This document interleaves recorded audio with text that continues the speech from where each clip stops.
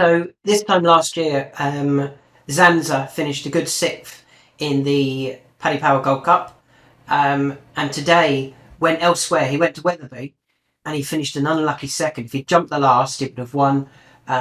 He does what he always does. He gets himself behind and then finishes really strongly. He was absolutely flying into the last and just didn't meet it on a stride. If he had, I think he could have, almost overtaken the winner in the air. He was going that quick. So with that in mind, as I've said, I like horses that have run well somewhere else at this time of year and then go to another track, a potentially easier race. And this is one of those. History Bear.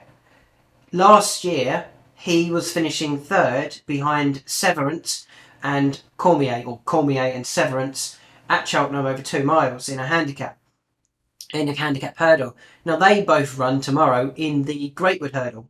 And yet History Bear is running here instead, because he's been somewhat disappointing since then.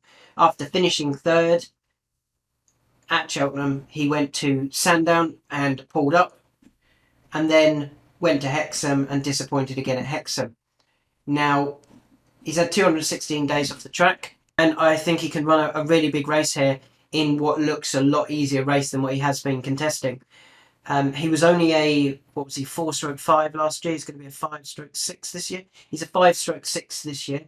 And I think he can certainly go very, very close in a race like this before hopefully going back on to bigger and better things and maybe ending up in a handicap somewhere at Cheltenham, or maybe back to Sandown. Although he pulled up, I think he can certainly prove that he's better than his current 128 handicap mark.